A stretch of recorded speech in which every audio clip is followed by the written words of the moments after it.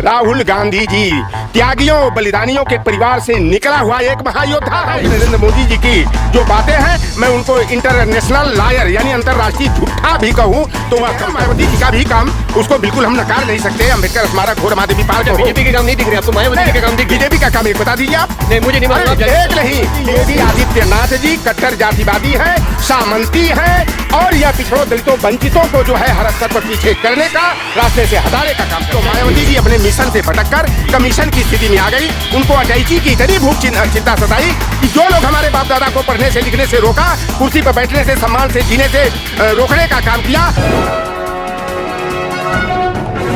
आज के इस खास एपिसोड में हम कुछ नेताओं के नाम लेंगे, उनके व्यक्तित्व के बारे में आपको बहुत जल्दी से बताना है। सबसे पहला नाम प्रधानमंत्री मोदी जी।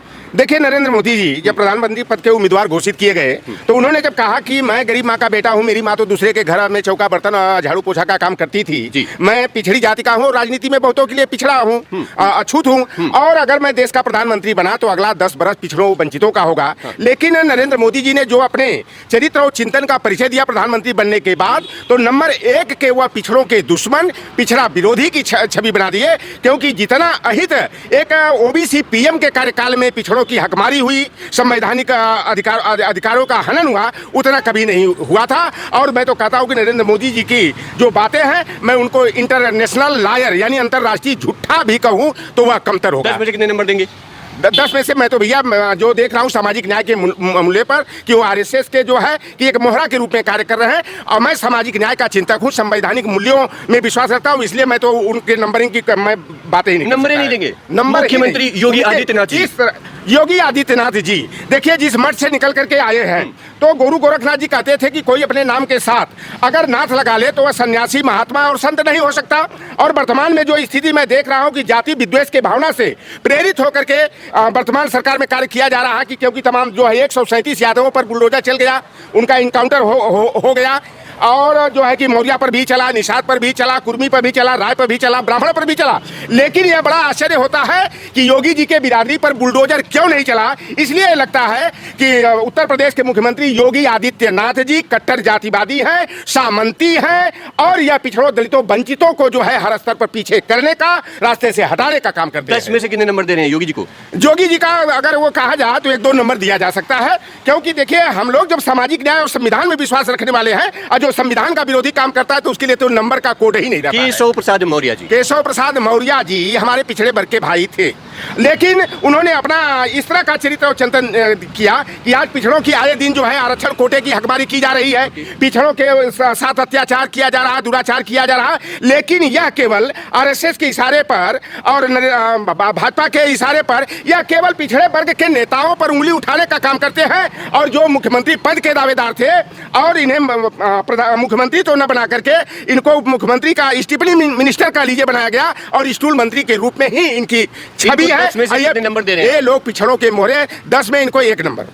राहुल गांधी जी, राहुल गांधी जी त्यागियों बलिदानियों के परिवार से निकला हुआ एक महायोद्धा है। जो राहुल गांधी को भारतीय जनता पार्टी वाले पप्पू पप्पू पप्पू कह करके खिल्ली उड़ाया करते थे, लेकिन उन्होंने 3750 किलोमीटर की कन्याकुमारी से लाल चौक तक पदयात्रा करके अपनी छवि को जो है कि आज के वर्तमान में एक महानायक की, एक सच्चे जननायक की छवि बना लिए। तो भारतीय जनता पार्टी का ब्लड प्रेशर बढ़ गया तो उनकी सदस्यता खत्म करने का, उनको जो है कि सजा दिलवाने का काम किया। क्योंकि आज की डेट में नरेंद्र मोदी जी जो है राहुल गांधी का सामना नहीं कर सकते। और देखिए राहुल गांधी में प्रधानमंत्री बनने की ललक नहीं है। अगर बनना होता तो वह 1991 में नरसिंह राव के समय बन सकते थे, 2004 में, 2009 में भी, चाहे सोनिया गांधी जी हो चाहे राहुल गांधी जी हो, बन सकते हैं। राहुल गांधी जी की सबसे बड़ी चिंता है कि हमारे पूर्वजों ने, पंडित जवाहरलाल नेहरू जी ने, इंदिरा गांधी जी ने, राजीव गांधी जी ने जो देश के विकास के लिए जो गेल बेल सेल रेल ओएनजीसी और बैंकों का राष्ट्रीयकरण हो, नहरों का जाल बिछाना हो, पावर प्लांट स्थापित करना हो, बहुउद्देशीय नदी घाटी परियोजनाओं की स्थापना करके देश को उन्नतशील बनाने का काम किए हैं। आज राहुल गांधी जी कहते हैं, हम लोगों को फक्र होता है कि हमें प्रधानमंत्री पद की अभिलाषा नहीं है, लोकतंत्र और संविधान कैसे बचे उसकी हम चिंता लेकर काम करें। 10 में से अगर एक्स्ट्रा भी देना हो तो मैं उनको 11 नंबर दे सकता हूं। अमित शाह जी पर आता हूं।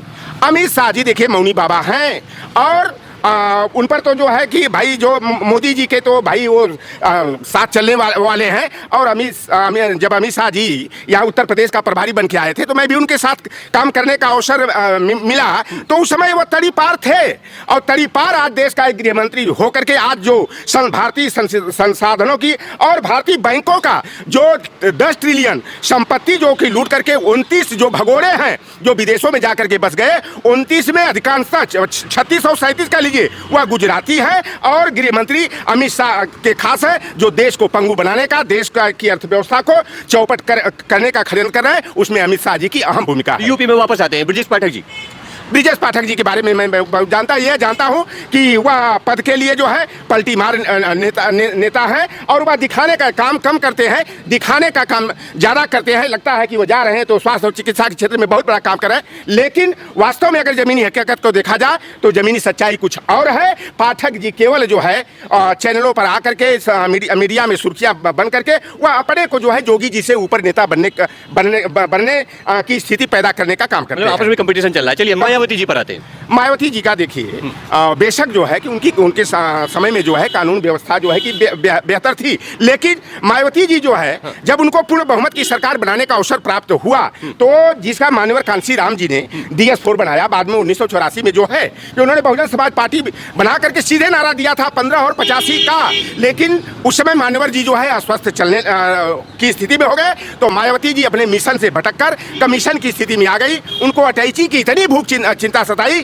कि जो लोग हमारे बाप दादा को पढ़ने से लिखने से रोका, कुर्सी पर बैठने से, सम्मान से जीने से रोकने का काम किया, हम लोगों का अंगूठा और गर्दन काटने का काम किया, बाबा साहेब को रास्ते से हटाने का काम किया, उन्हीं मनुवादी ब्राह्मणवादी ताकतों के इशारे पर चल करके मायावती जी जो है कि यानी कह लीजिए कि जो संविधान विरोधी हैं, जो मनुवादी हैं, उनके रिमोट कंट्रोल से चलने वाली नेत्री के रूप में अपनी छवि बना ली। 10 में से कितने नंबर दे रहे हैं? 10 में से इनको 3 नंबर दिया जा सकता है। समाजवादी पार्टी के राष्ट्रीय अध्यक्ष अखिलेश यादव जी। देखिए, अखिलेश यादव जी को कहा जाए तो आज के दौर में जो है कि उत्तर प्रदेश के पैमाने पर क्या और देश में भी एक नमूना पैकेज है कि अखिलेश यादव जी जो है कि वास्तव में जो है कि एक प्रोग्रेसिव माइंड लीडर तो है और वह विकास को जमीन पर उतारने का काम करते हैं। आज आप देख लीजिए लखनऊ में, जो लखनऊ आज बाहरी कोई आता है तो लखनऊ को देखता है तो उसमें अखिलेश जी के किए हुए काम जो है कि दिखाई देते हैं। मायावती जी का भी काम उसको बिल्कुल हम नकार नहीं सकते। अम्बेडकर स्मारक हो, रमादेवी पार्क हो। बीजेपी के काम नहीं दिख रहे आपको? मायावती जी के काम दिख गए? बीजेपी का काम एक बता दीजिए आप। नहीं, मुझे नहीं मालूम। एक नहीं,